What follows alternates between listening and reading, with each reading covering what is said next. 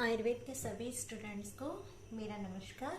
मैं doctor Ritu Soni, government Ayurveda college associate professor. मैं आज से चरक संहिता की लेक्चर सीरीज स्टार्ट कर रही हूँ। ये उन स्टूडेंट्स के लिए है जो किसी कारणवश चरक संहिता के लेक्चर अटेंड नहीं कर पाते हैं और उन्हें चरक संहिता का बेसिक नॉलेज नहीं हो पाता है। तो यहाँ से चरक संहिता की लेक्चर सीरीज स्टार्ट है। सबसे पहले हम चरक संहिता पूर्वार्ध का अध्ययन करेंगे। ये BMS सेकेंड ईयर वालों के लिए रहेगा।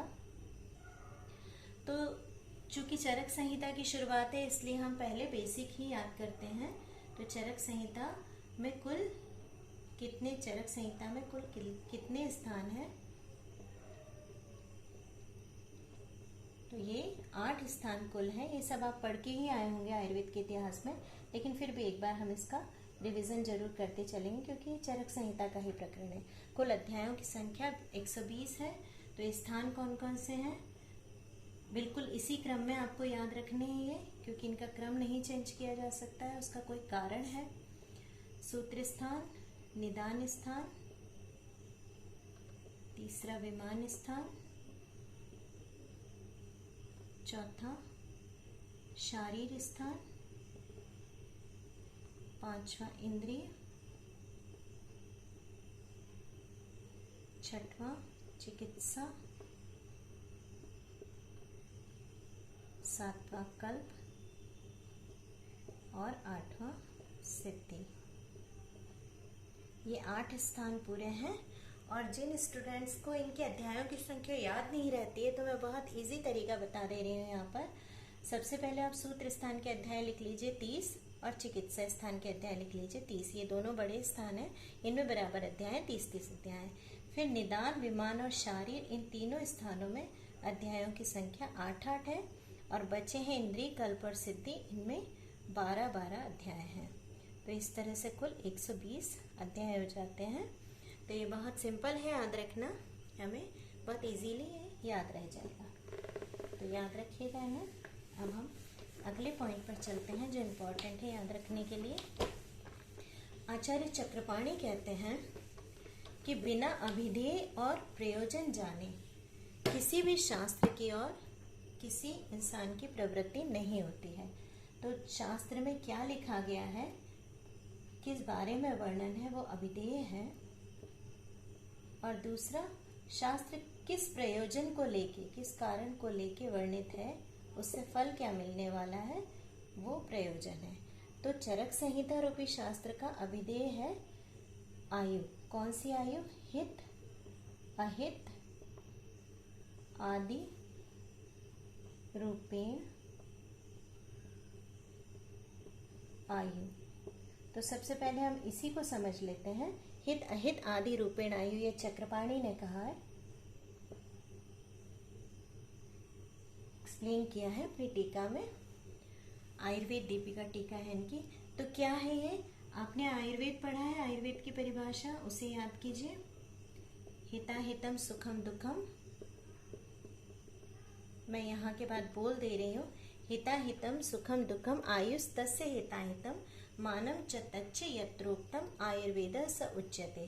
तो कितने प्रकार के आयु का वर्णन है वहां पे? हितायु, अहितायु, ठीक है, सुखायु और दुखायु। अब ये क्या है? ये आप आयुर्वेद में पदार्थ विज्ञान में पढ़ के आए होंगे, और नहीं भी है तो चरक संहिता में 30वें अध्याय में इसका पूरा डिटेल आपको मिलेगा कि आयु के लक्षण क्या है। हितायु किसे कहते हैं, अहितायु किसे कहते हैं, सुखायु किसे कहते हैं और दुखायु किसे कहते हैं। तो इन 4 प्रकार की आयु का जहाँ वर्णन है, और इन 4 प्रकार की आयु के लिए हितकर और अहितकर आहार, विहार और औषध क्या है? आहार, विहार और औषध क्या है? मतलब कौन कौन से खाने पीने की चीजों से इन आयुओं पर हितकारी इफेक्ट होता है, कौन सी चीजों से अहितकारी इफेक्ट होता है, और किस प्रकार के कर्म करने से, विहार यानी कि जो भी आप दिनचर्या या ऋतुचर्या अपना रहे हो, इन आयु पर उसका कैसा प्रभाव होता है ना। और इसी प्रकार औषधियाँ, जो जो औषधियाँ आपको वर्णित की जाएंगी उनका इन आयु पर किस प्रकार का इफेक्ट होता है, इस आयु के लिए हितकर क्या है और अहितकर क्या है, सारी चीजें आयुर्वेद में वर्णित है। तो इसी आयु के लिए ये सारी चीजें वर्णित हैं। तो ये आयु ही हमारा अभिधेय है। और क्या वर्णित है आयुर्वेद में? मानम च तच्च यत्रोक्तम आयुर्वेद सोच्यते। मान वर्णित है। तो मान वर्णित है स्वस्थ व्यक्ति के लिए।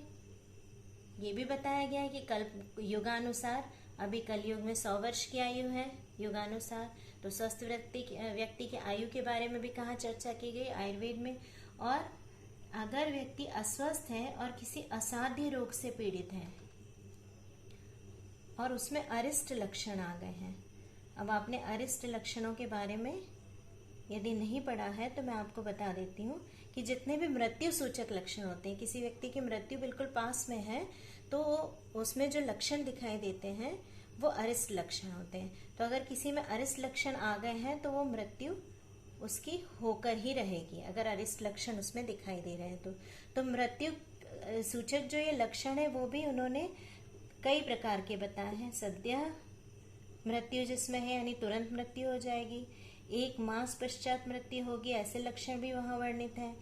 ऐसे लक्षण जिनके द्वारा हम ये जान सकते हैं कि 6 मास में मृत्यु होगी, या ऐसे लक्षण जिनके द्वारा हम कह सकते हैं कि इसकी मृत्यु 1 वर्ष में हो जाएगी। तो ये सारे लक्षणों का वर्णन भी आयुर्वेद में है। तो आयु के बारे में जो कुछ भी जरूरी रहता है वो सारा का सारा उसका क्या है, चरक संहिता का अभिधेय है। पूरा आयुर्वेद का ही शास्त्र है, इसलिए चरक संहिता का अभिधेय आयु है ना। हित अहित आदि रूपे आयु का ये सब मतलब है। अब प्रयोजन क्या है, दूसरा पॉइंट है हमारा इस चरक संहिता का रूपी शास्त्र का प्रयोजन का है, क्यों पढ़ना है इसको। तो इसका प्रयोजन है धातु साम्य क्रिया।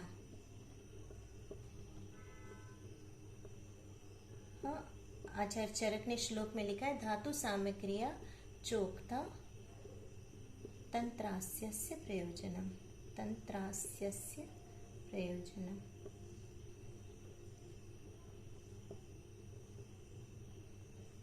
ठीक है, अस्य तंत्रस्य, इस तंत्र का प्रयोजन धातु साम्य क्रिया कहा गया है, स्वयं ही बता दे रहे हैं। तो अभी हम आयुर्वेद के प्रयोजन में क्या पढ़ के आए हैं, स्वास्थ्य की रक्षा, स्वस्थस्य स्वास्थ्य रक्षणम,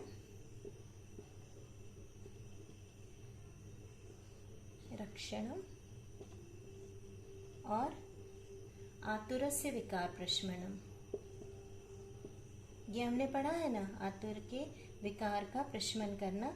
ये 2 हमारे आयुर्वेद के प्रयोजन हैं। तो आप इस बात को समझिए कि ये शास्त्र किस तरीके से इन चीजों को कर रहा है। स्वस्थ व्यक्ति के स्वास्थ्य की रक्षा करने के लिए हम क्या करते हैं, वैद्य लोग धातु साम्य को बना के रखते हैं, तो उसका प्रयोजन भी धातु साम्य क्रिया हो गई। और आतुर से विकार प्रशमनम, आतुर के विकार का प्रशमन करने के लिए क्या करते हैं, जो आतुर में धातु वैषम्य हुआ है उसे हम पुनः साम्य के रूप में स्थापित कर देते हैं। तो धातु साम्य क्रिया हम आतुर व्यक्ति में भी करते हैं, और धातु साम्य क्रिया को, धातु साम्य को बनाए रखने का कार्य हम स्वस्थ व्यक्ति के स्वास्थ्य की रक्षा करने के लिए करते हैं। तो कुल मिला के हमारे इस पूरे शास्त्र का प्रयोजन क्या है, किसी भी तरीके से धातु साम्य की स्थापना करके रखना, आहार, औषध और विहार आदि के माध्यम से। तो ये पूरा का पूरा हमारा क्या है, इस शास्त्र का यानी चरक संहिता रूपी तंत्र का प्रयोजन ये हमारा है। तो अभी के लिए बस इतना ही, आगे हम अगले लेक्चर में बता